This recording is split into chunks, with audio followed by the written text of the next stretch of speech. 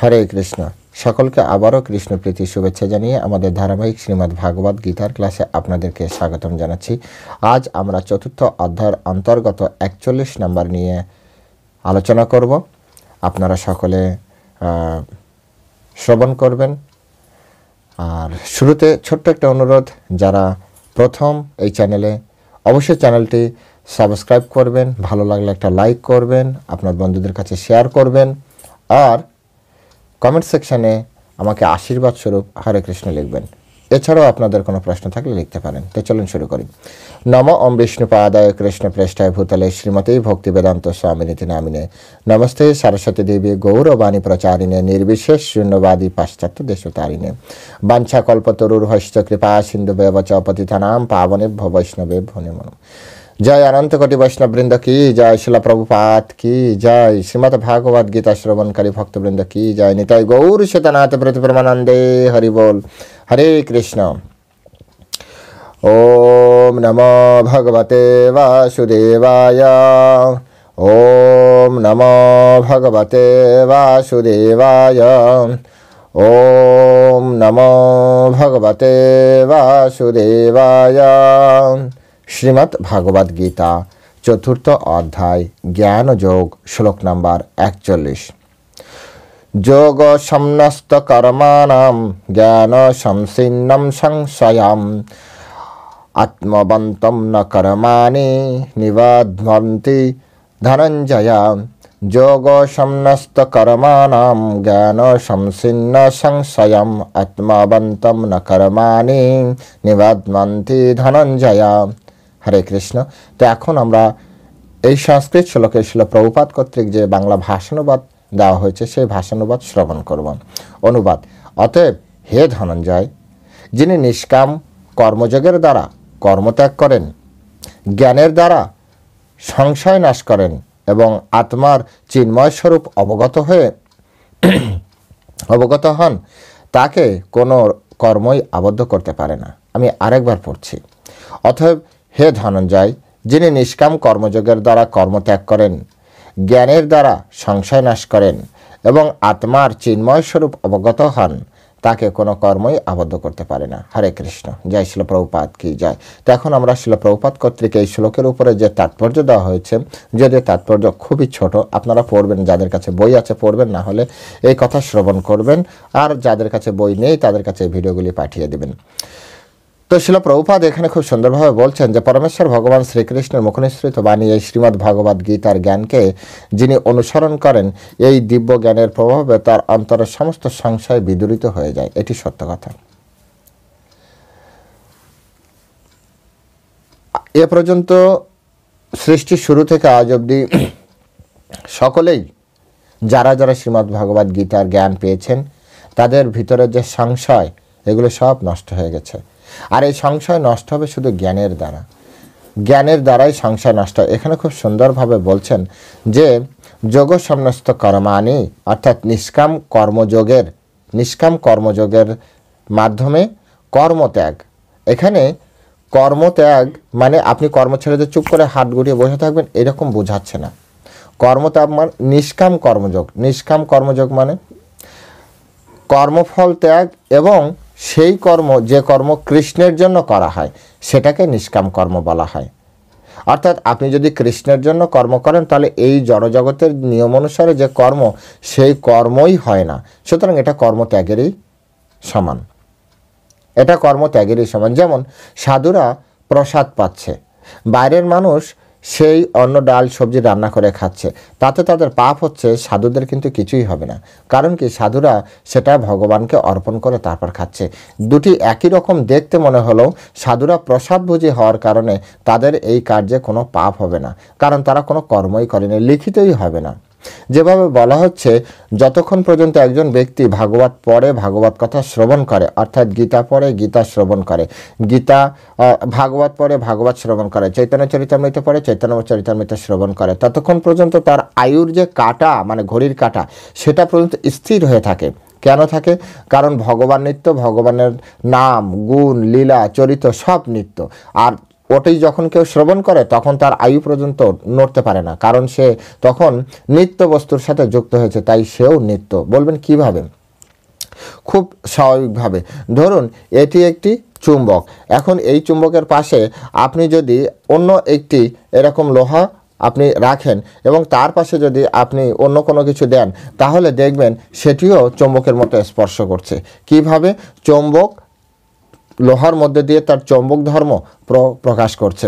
যেভাবে আপনি কোনো তাপিত জিনিস, গরম জিনিসকে আপনি এরকম ধরে রাখেন, কিছুক্ষণ পরে দেখবেন আপনার এই হাতের স্বাভাবিক তাপমাত্রা থেকে এইখানকার তাপমাত্রা বেশি, কারণ ওই তাপ আপনার ভিতরে প্রবাহিত হচ্ছে। ঠিক একইভাবে যখন কৃষ্ণ নিত্য, কৃষ্ণের নাম, গুণ, রূপ, লীলা, চরিত কথা এসবই নিত্য, তখন আপনি নিত্য বস্তুর সাথে যুক্ত হয়ে গিয়েছেন। আর এর ফলে আপনার যে জড়জাগতিক যে ঘড়ির কাঁটা, আপনার যেভাবে আয়ু চলার কথা সেটা আপনি চলতে পারবে না, কারণ কি আপনি নিত্য বস্তুর সাথে যুক্ত হয়ে গিয়েছেন। এটি হচ্ছে খুব গুরুত্বপূর্ণ একটি বিষয়। তাই যারা যোগ সাধনা করে তারা তাদের আয়ু কেন কন্ট্রোল করতে পারে? কারণ তারা নিত্য বস্তুর সাথে যুক্ত হয়ে গিয়েছেন। এবার তাহলে তারা এই জগৎ থেকে কিভাবে মৃত্যুবরণ করে? অ্যাকচুয়ালি তারা মৃত্যুবরণ করে না, তারা ভগবানের ইচ্ছাক্রমে অথবা তার নিজের ইচ্ছাক্রমে এই জগৎ থেকে চলে যান, অনীহা প্রসন্ন করেন। যেমন পিতামহ ভীষ্ম, একটা আমরা যেহেতু ভাগবত গীতা পড়ছি, ভাগবত গীতার সব থেকে বড় উদাহরণ হচ্ছে পিতামহ ভীষ্ম। তার ইচ্ছা মৃত্যু ছিল, তিনি যতই তীরে লাগুক তিনি কিন্তু মরবেন না, যতক্ষণ না তিনি না চাইবেন যে আমি এবার দেহ ছাড়বো, আমি চলে যাচ্ছি, ততক্ষণ পর্যন্ত। ঠিক একইভাবে সাধুদের ক্ষেত্রেও একই রকম। শিলা প্রভুপাদের জীবনে কয়েকবার এরকম ঘটনা ঘটেছে। শিলা প্রভুপাদ এরকমভাবে চলে যেতে চেয়েছিলেন যে বয়স হয়ে যাচ্ছে, চলে যাব, কিন্তু শিলা প্রভুপাদের তৎকালীন সময় শিলা প্রভুপাদের শিষ্যগণ, প্রথম দিকে শিষ্যগণ, তারা শিলা প্রভুপাদের কাছে আকুতি মিনতি করেছিল, শিলা প্রভুপাদ আপনি যদি এখন চলে যান, আমরা এখন এই ইস্কনের শিশুতুল্য এত বড় সোসাইটিকে নিয়ন্ত্রণ করা বা পরিচালনা করার মতো ক্ষমতা আমাদের নেই, সুতরাং আপনি এই অবস্থায় আমাদেরকে ছেড়ে যাবেন না। আপনি ভগবানের অত্যন্ত প্রিয় ভক্ত, আপনি ভগবানকে বলুন, আপনি যদি বলেন তাহলে ভগবান অবশ্যই আপনাকে আরও কিছুদিন এই জগতে থাকার সুযোগ দেবে। শিলা প্রভুপাদ বিচার করে দেখলেন কথাটি সত্য এবং তিনি বললেন ঠিক আছে, তোমরা যদি চাও তাহলে আমি ভগবানকে বলবো। এবং তারপর থেকে তিনি তার দৈনন্দিন কার্যক্রমে আবার ফিরে আসলেন এবং তার আয়ু আরও কিছুদিন থাকলো। তো এভাবে শিলা প্রভুপাদের দ্য লাস্ট মোমেন্ট অফ শিলা প্রভুপাদ দেখবেন আপনারা, শিলা প্রভুপাদের কোনো বডি কোনো কিছুই কাজ করছে না, শুধু মুখটি নড়ছে এবং তিনি সংস্কৃত শ্লোকের ইংরেজি অনুবাদ করছেন এবং তাৎপর্যে যে বিভিন্ন শাস্ত্রের কোট করছেন। ওই অবস্থায় আপনারা দেখলেই বুঝতে পারেন ওই অবস্থায় কিছুই করা সম্ভব নয়। সেখানে বিভিন্ন শাস্ত্রের কোট করা, রেফারেন্স দেওয়া, এটা চারটিখানি ব্যাপার না। তো এর মানে হচ্ছে যারা ভগবানের সাথে যুক্ত হয় তারা সবসময় ভগবানের নিয়ন্ত্রণে থাকে। হ্যাঁ, যেমন তাদের সম্পর্কে বলা হচ্ছে দৈবম প্রকৃতিম আশ্রিতা। শ্রীমদ্ ভাগবতে বলা হচ্ছে ভাগবত গীতা বলা হচ্ছে দৈবীম প্রকৃতিম আশ্রিতা, অর্থাৎ তারা তখন এই জড়জগতের প্রকৃতিতে তারা মহামায়ার যে প্রকৃতি সেই তার দ্বারা তারা নিয়ন্ত্রিত হয় না, তারা যোগমায়া কর্তৃক নিয়ন্ত্রিত হয়। তো এখানে সেভাবেই আমাদেরকে বুঝতে হবে, যখন একজন ব্যক্তি নিষ্কাম কর্মযোগ করবে অর্থাৎ ভগবানের অর্পণ করে যে কর্ম করবে, তখন তার এই জগতের কর্মই তো নেই, সুতরাং তার কর্মত্যাগ। এখানে কর্মের তো কোনো ফলই হচ্ছে না, কর্মের ফল হচ্ছে না মানে কর্মই হচ্ছে না, কর্মের ফল হবে কি? কর্ম ফল হবে তখন যখন সে নিজের জন্য কর্ম করবে। তাই আমাদের কর্ম, অনেকে বলে না কর্ম, এর আগেও অনেকবার বিষয়টি ব্যাখ্যা করা হয়েছে, লাস্ট কনক্লুশনে চলে এসেছি আমরা। তো সেই জন্য এখানে সুন্দরভাবে ব্যাখ্যা করেছে যে যারা বলছে যে কর্মই ধর্ম, তো আগে শিখো যে কর্ম কিভাবে করতে হয়। কর্মই ধর্ম তখন সাধিত হবে যখন সুন্দরভাবে সঠিকভাবে আমরা আমাদের কর্মটি করতে পারবো, তবে যে আমাদের কর্মই ধর্ম, অন্যথায় কর্মই আমাদের বন্ধনের কারণ। যজ্ঞার্থাৎ কর্ম অন্যত্র লোকয়ম কর্মবন্ধন, যজ্ঞের নিমিত্ত কর্ম করো, অন্য যে কোনো ধরনের কর্ম করলেই কর্মবন্ধন হবে। এখানে ভগবান শ্রীকৃষ্ণ চতুর্থ অধ্যায় শেষের দিকে এসে, অর্থাৎ 42 নম্বর শ্লোক শেষ, 41 নম্বর শ্লোকে এসে কনক্লুশন, এতদিন ধরে আমরা যে আলোচনা করছি তার একটা কনক্লুশন দিচ্ছে যে কি বলছে, যে যিনি নিষ্কাম কর্মযোগের দ্বারা কর্ম ত্যাগ করে, নিষ্কাম কর্মযোগ অর্থাৎ কর্ম চলবে কিন্তু নিষ্কাম কর্ম, আর যেটা এই জড়জগতের কর্ম নয় তাই সেটি কর্ম ত্যাগ। এরপরে বলা হচ্ছে যে জ্ঞানের দ্বারা সংশয় নাশ করো। সংশয় নাশ করা এই মনুষ্য জীবনের সবথেকে গুরুত্বপূর্ণ বিষয়।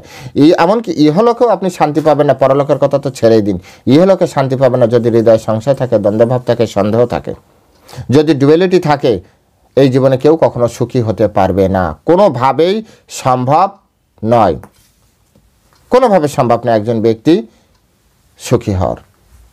সংশয়াত্মা বিনশ্যতি, পরমেশ্বর ভগবান এই 40 নম্বর শ্লোকে বলেছেন, অজ্ঞ অশ্রদ্ধা ধানশ্চ সংশয়াত্মা বিনশ্যতি, অর্থাৎ যিনি অজ্ঞ, অশ্রদ্ধালু এবং সংশয়াত্মা, এই 3 শ্রেণীর মানুষ বিনাশপ্রাপ্ত হবে, বিনাশপ্রাপ্ত হবে এবং বিনাশপ্রাপ্ত হবে। কৃষ্ণ যখন বলেছে কেউ তাকে ঠেকাতে পারবে না।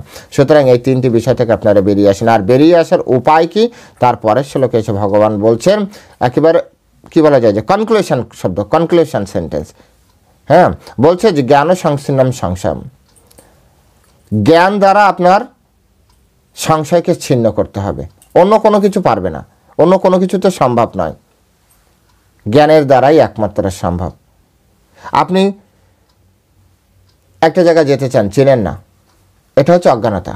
এখন আপনি ওখানে যেতেই হবে, আপনার যাওয়া দরকার, তো আপনাকে এখন কি করতে হবে, ওখানে যাওয়ার জন্য যা যা দরকার, মানে যে পথ দরকার সেটা শুনে নিতে হবে, শোনাটা হচ্ছে জ্ঞান। বা আপনাকে জেনে নিতে হবে, সেটা হচ্ছে জ্ঞান। আপনাকে পড়াশোনা করে নিতে হবে, সেটাই হচ্ছে জ্ঞান। জ্ঞান ছাড়া অজ্ঞানতা বা সন্দেহ দূর হবে না। আপনি একজন ব্যক্তিকে ভাবছেন এই ব্যক্তিটা হয়তো এরকম নয়, তার আচরণটা ঠিক লাগছে না, আপনি যখন তার সাথে কথা বলবেন তখন কেন তিনি এই ধরনের আচরণ করেছেন, তবে তো আপনি বুঝতে পারবেন। অর্থাৎ জ্ঞানের দ্বারা তার প্রতি যে সন্দেহ, সে সন্দেহটা আপনার দূর হবে। তাই জ্ঞান অত্যন্ত গুরুত্বপূর্ণ। কি খেলে আপনার শরীর ভালো থাকবে, কি না খেলে আপনার শরীর খারাপ করবে, এগুলো যখন আপনি জানবেন অর্থাৎ জ্ঞানের দ্বারা, তখনই তো আপনি ভালো থাকতে পারবেন। এই জড়জগতে আমরা কেন অসুস্থ হচ্ছি, কেন আমরা বিভিন্ন রোগে রোগাক্রান্ত হচ্ছি, কেন আমাদের তাড়াতাড়ি মৃত্যু হচ্ছে, কিসের জন্য আমরা আমাদের সমস্ত কিছু আস্তে আস্তে বিনাশ প্রাপ্তি হচ্ছে, এগুলো আমরা জানি না। এগুলো জানার যে পন্থা, সেটাই হচ্ছে জ্ঞান। জ্ঞান গ্রহণ করুন সবাই। আর শিক্ষিত মানুষের কদর সব জায়গায় আছে, এই জন্য পরমেশ্বর ভগবান বলছেন। আমি তো অনেক আগে একটা এরকম নাটক দেখেছিলাম সিরিয়ালে, সেখানে বলা হচ্ছে রাজা পূজ্যতে নিজ দেশে, বিদ্বান পূজ্যতে দেশে দেশে। কথাটা সত্য, আমি জানি না কথাটা কোথা থেকে কোট করেছে, কিন্তু কথাটা সত্য। একজন রাজা, সে শুধু তার নিজের দেশে পূজনীয়, বাইরের দেশের মানুষ তাকে অত বেশি কেয়ার করে না, না করলেও চলে। কিন্তু একজন বিদ্বান, তিনি যে দেশেই যাক না কেন, প্রত্যেক ব্যক্তি তাকে সম্মান করবে, প্রত্যেক ব্যক্তি। এটি হচ্ছে একটা গুরুত্বপূর্ণ বিষয়। প্রত্যেক ব্যক্তি তাকে আদরের সহিত তাকে গ্রহণ করবে, কিন্তু সব দেশের রাজাকে সবাই সমানভাবে গ্রহণ করবে না। তাই জ্ঞান গুরুত্বপূর্ণ। জ্ঞানের মাধ্যমে এই জড়জগতে যত ধরনের সন্দেহ আছে, অনেকে বলে না কৃষ্ণ আছে কি নেই আপনি কি জানেন, জ্ঞান গ্রহণ করুন, আপনি জানতে পারবেন। আর দেহ, আত্মা, এগুলো কেমন একটা কথাবার্তা, জ্ঞান গ্রহণ করুন, কোনটা ঠিক কথা আপনি জানতে পারবেন। না আমি আসলে কি করব বুঝতে পারছি না, জ্ঞান গ্রহণ করুন, বুঝতে পারবেন। জ্ঞান গ্রহণ করুন, আপনার ভিতরে যত ধরনের দ্বন্দ্বভাব আছে আপনি বুঝতে পারবেন। জ্ঞান দুইভাবে গ্রহণ করা যায়, এক হচ্ছে ব্যক্তি ভাগবত, আর একটা হচ্ছে গ্রন্থ ভাগবত। ব্যক্তি ভাগবত হচ্ছে যারা ভক্ত আপনাদেরকে বলছে, অর্থাৎ ভক্তকে যিনি গীতার আলোকে, ভাগবতের আলোকে জীবনযাপন করেন, তিনি হচ্ছেন ভক্ত, ব্যক্তি ভাগবত। আর একটি হচ্ছে গ্রন্থ ভাগবত, যেটি আমরা শাস্ত্র আপনাদেরকে আপনাদের কাছে যেটি আছে। তাই গ্রন্থ ভাগবত থেকে আপনি জ্ঞান পেতে পারেন, অথবা ব্যক্তি ভাগবত থেকে জ্ঞান করতে পারেন, কিন্তু জ্ঞান গ্রহণের পন্থা হচ্ছে গুরু পরম্পরা। গ্রন্থ আপনার কাছে থাকবে, কিন্তু গুরুদেবকে অবশ্যই গ্রহণ করতে হবে। ব্যক্তি ভাগবত আপনাকে লাগবে, ব্যক্তি ভাগবত আপনাকে অনেক উদাহরণের মাধ্যমে, অনেক কিছু বোঝানোর মাধ্যমে সঠিক জ্ঞান আপনাকে প্রদান করছে। তাই ব্যক্তি ভাগবতের অত্যন্ত প্রয়োজন। আজকে আমরা এত কথা জানতেই পারতাম না, এত বিষয়, এই যে ভগবদ গীতার ভিতরে এত সুন্দরভাবে সব কিছু সুবিন্যস্ত আছে, এগুলো আমরা জানতেই পারতাম না যদি না আমরা গুরুদেবের মাধ্যমে এই জ্ঞান আহরণ করা, এই জ্ঞান আমরা শেখার চেষ্টা করতাম। গুরুদেব আমাদেরকে না দেখাতেন, আমাদের শিক্ষাগুরু আমাদেরকে ধরিয়ে ধরিয়ে যদি না পড়াতেন, তাহলে আমরা এগুলো বুঝতে পারতাম না। শিল প্রভুপাদের অশেষ কৃপায় শিল প্রভুপাদ এত সুন্দরভাবে ডিজাইন করেছে এই গ্রন্থটি, যার মাধ্যমে আজ আমরা বুঝতে পারছি। শুধু আমরা নয়, লাখো কোটি কোটি কোটি মানুষ তারা আজ বুঝতে পারছে ভগবদ গীতার প্রয়োজনীয়তা। এগুলো দরকার আছে। তাই অবশ্যই ব্যক্তি ভাগবতের আনুগত্যে আপনার জ্ঞান আহরণ করা উচিত। চৈতন্য চরিতামৃতে চৈতন্য মহাপ্রভু বলেছেন, যাহ ভাগবত পরগিয়া ভাগবতের স্থানে, অর্থাৎ গ্রন্থ ভাগবত হাতে নিয়ে যাও কার কাছে? ব্যক্তি ভাগবতের কাছে, যে বলো কি যে আমাকে একটু পড়িয়ে দিন, তবে আমরা এই জ্ঞান বুঝতে পারবো। অন্যথায় আর জ্ঞান বোঝার মতো কি হবে? বাইরের মানুষ যেভাবে পড়ে, গীতা পড়েও ভুল বুঝছে, সেরকম হবে। কিন্তু জ্ঞান গ্রহণ অবশ্যম্ভাবী, জ্ঞান গ্রহণ করা অবশ্য কর্তব্য। জ্ঞান ছাড়া সন্দেহর নিরসন হবে না। আর সন্দেহ থাকলে ইহজগতে পরজগতে কোনো জায়গায় সুখ প্রাপ্তি হবে না। ভগবদ গীতা ভগবান নিজে বলেছেন, এই জিনিসটা সবসময় মাথায় রাখেন। আপনার ভিতরে সন্দেহ আছে মানে প্রথম শর্ত, আপনার ভিতরে মানে অজ্ঞ, অশ্রদ্ধা ধ্যান, আর হচ্ছে আপনার সংশয়াত্মা। যারা সন্দেহপ্রবণ, যারা অজ্ঞানী, আর যারা হচ্ছে অশ্রদ্ধালু, এই তিন শ্রেণীর মানুষ এই জড়জগতে বিনাশ প্রাপ্তি হবে, ইহলোকে এবং পরলোকে। সুতরাং ভগবান বলছেন যে জ্ঞান সংশীর্ণম সংশয়, জ্ঞান সংশীর্ণম সংশয়ম, সুতরাং সংশয় নষ্ট করে দিবে। এরপর বলছে আত্মবন্ত ন কর্মাণি নিবদ্ধন্তি ধনঞ্জয়। আত্মবন্ত অর্থাৎ এখানে বলছে যে আত্মার যে স্বরূপ, চিন্ময় স্বরূপ, সেই স্বরূপ আমাদেরকে কি করতে হবে? এই স্বরূপ সম্পর্কে আমাদের অবগত হওয়া প্রয়োজন। আত্মার স্বরূপ সম্পর্কে। আত্মার স্বরূপ মানে কি? আত্মার স্বরূপ মানে অ্যাকচুয়াল আমাদের যে রূপ, স্বরূপ, নিজের রূপ। এখন যে আমাকে দেখছেন বা আপনি আপনাকে দেখছেন আয়নাতে, এটি আমাদের নিজের রূপ না। আমাদের নিজের রূপ এটি নয়। এর সবথেকে বড় প্রমাণ হচ্ছে রূপ কখনো পরিবর্তন হয় না, কিন্তু আমাদের দেখবেন কিছুকাল পর পর রূপের পরিবর্তন হয়। আজ আমাকে যেভাবে দেখছেন না, এখান থেকে 5 বছর পরে হয়তো সেভাবে আমাকে দেখবেন। আমি আরও বৃদ্ধ হয়ে গিয়েছি, আমার অবস্থা তখন আরও বেশি শোচনীয় হয়ে যাবে। হয়তো এতটা স্পিডলি আমি আপনাদের সাথে তখন হয়তো বা কথা বলতে পারবো না, অথবা বলার যোগ্য থাকবো না, এরকম, অথবা থাকবে না এই শরীর, এরকম অনেক কিছুই হতে পারে। তো যেহেতু এই রূপ আমার না, তাই এটিও সবসময় আমার মতো করে থাকবে না। তাই আমি কে, এই ভগবদ্গীতার মাধ্যমে 2য় অধ্যায় এটি স্পষ্ট করে বোঝানো হয়েছে। আমি কে? আমি হচ্ছি জীবাত্মা। আমি হচ্ছি জীবাত্মা, এবং জীবাত্মার নিজস্ব একটা স্বরূপ আছে। সেই স্বরূপটা আমাদের অবগত হতে হবে। সেই স্বরূপ কি? জীবের স্বরূপ হয় কৃষ্ণ নিত্য দাস। আমরা কৃষ্ণের নিত্য দাস। ভগবদ্গীতা ভগবান এখানে স্পষ্ট করে বললেন যে চিন্ময় স্বরূপ অবগত হয়ে যে কর্ম করে, তাকে কোনো কর্মই তাকে আবদ্ধ করতে পারে না। বৈষ্ণবদের কখনোই কর্ম আবদ্ধ করতে পারে না। কেন আমরা আপনাদেরকে বলি যে এই গীতা অনুযায়ী জীবনযাপন করেন, বৈষ্ণবদের মতো জীবনযাপন করেন। এটা আপনারা ভাবছেন আমাদেরকে মাছ মাংস থেকে বের করে নিয়ে আসার জন্য, আমাদের স্বাভাবিক জীবন প্রণালী থেকে বের করে নিয়ে আসার জন্য। না ভাই, না। কর্মফলের যে বন্ধন, সেই বন্ধনের হাত থেকে বাঁচানোর জন্য আপনাদেরকে এই কথাগুলি বলা হচ্ছে। কর্মফলের বন্ধন অত্যন্ত ভয়ানক, অত্যন্ত গহনা কর্মানা গতি, কর্মের গতি অত্যন্ত গভীর। কোথায় নিয়ে যাবে আপনিও জানেন না, আমিও জানি না। সেই জন্য কর্মফলের চক্করে পড়া যাবে না। আর সেই জন্য ভগবান এই ভগবদ্গীতা দেওয়ার এই যে এত কিছু বোঝাচ্ছে, কেন বোঝাচ্ছে? যাতে আপনি যাতে এই কর্মফলে আবদ্ধ না হই। এই কারণেই তো তিনি এই জ্ঞান প্রদান করছেন। এখন তিনি জ্ঞান দিচ্ছেন, আর আমরা যদি আবদ্ধ হয়ে যাই, তাহলে এই জ্ঞান দেওয়ার কি মানে থাকলো? এই কারণে আমাদেরকে বুঝতে হবে। আর এখান থেকে বেরোনোর জন্য আমরা কীভাবে বেরোতে পারি? ভগবান 3টি পন্থা বললেন। প্রথমটা কি বলছে? নিষ্কাম কর্মযোগের দ্বারা তুমি কর্মত্যাগ করো। 2 নম্বর হচ্ছে জ্ঞানের দ্বারা তোমার সমস্ত সন্দেহ দূর করো। 3 নম্বর হচ্ছে নিজের স্বরূপ সম্পর্কে জানো। নিজের স্বরূপ সম্পর্কে চৈতন্য চরিতামৃতে সনাতন শিক্ষায় চৈতন্য মহাপ্রভু বলছে জীবের স্বরূপ হয় কৃষ্ণ নিত্য দাস। কৃষ্ণের তটস্থ শক্তি ভেদাভেদ প্রকাশ। এইটা কেন বলেছিল? সনাতন গোস্বামী চৈতন্য চরিতামৃতে আমরা থেকে দেখতে পাই। সনাতন গোস্বামী চৈতন্য মহাপ্রভুকে প্রশ্ন করেছিল, কে মই কেন মরে যার তাপের ত্রয়। হে ভগবান, আমি কে, আর কেন আমাকে এই ত্রিতাপ জ্বালা আমাকে সহ্য করতে হচ্ছে? তার উত্তরে যে ভগবান বলছিল জীবের স্বরূপ হয় কৃষ্ণ নিত্য দাস। কৃষ্ণের তটস্থ শক্তি ভেদ অভেদ প্রকাশ, অর্থাৎ জীব স্বভাবত স্বরূপত কৃষ্ণের নিত্যদাস। এখানে সেরা সেই কথাটি বলছে, চিন্ময় স্বরূপ অবগত হন।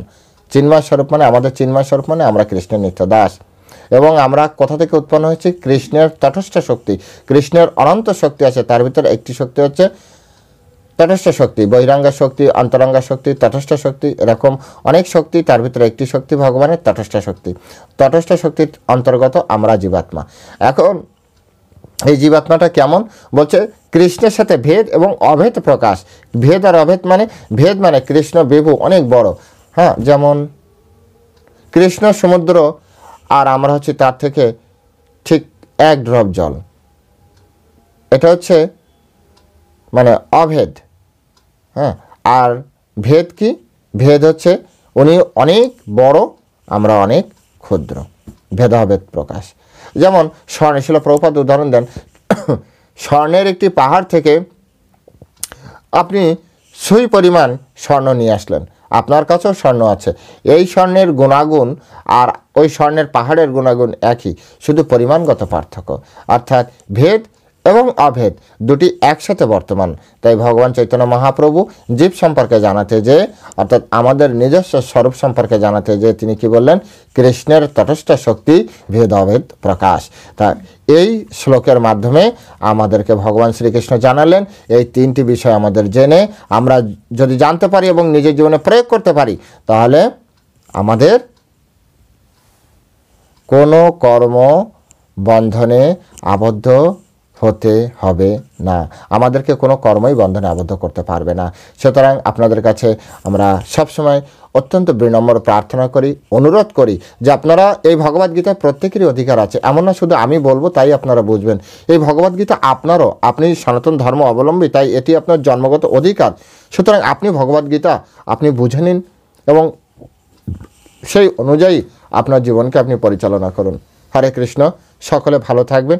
যেতে যেতে আরও একটি সেই একই অনুরোধ করি, যারা চ্যানেল প্রথমে এসেছেন অবশ্যই সাবস্ক্রাইব করুন, আর কথাগুলি ভালো লাগলে একটা লাইক করুন, আর আপনার বন্ধুদের যাদেরকে আপনি এই কথাগুলি জানাতে চান তাদের কাছে সেন্ড করুন, শেয়ার করুন, আর আমাকে আশীর্বাদ স্বরূপ অবশ্যই একটু হরে কৃষ্ণ লিখবেন। আর এই তিনটি কাজ করতে আপনার এক পয়সাও খরচ হবে না, একটুও হয়তো একটু সময় লাগবে, কিন্তু তথাপি এর মাধ্যমে অনেক ব্যক্তির হতে পারে, এর একটা কথার মাধ্যমে অনেক ব্যক্তির জীবন পরিবর্তন হয়ে যেতে পারে। আপনার এই ছোট্ট একটি অবদান অনেক ব্যক্তির জীবন পরিবর্তন করে দিতে পারে। যেভাবে কোনো একদিন আমাকেও কোনো একটা কথার মাধ্যমে কেউ আমাকে এই ভগবত ভক্তিতে নিয়ে এসেছিল, ঠিক তেমনি আমরা তো বলতে পারি না কার কথায় কখন কে পরিবর্তন হয়। আমি অত বড় কথাকার নই কিংবা অত বড় জ্ঞানীও নই, কিন্তু আমি ক্ষুদ্র আর আমার ক্ষুদ্র মেধা দ্বারা আমি ভগবানের সেবা করার চেষ্টা করছি। তাই দয়া করে আপনারাও আমাকে একটু সহযোগিতা করবেন। হরে কৃষ্ণ। সকলে ভালো থাকবেন। জয় শিল প্রভুপাদ কি জয়।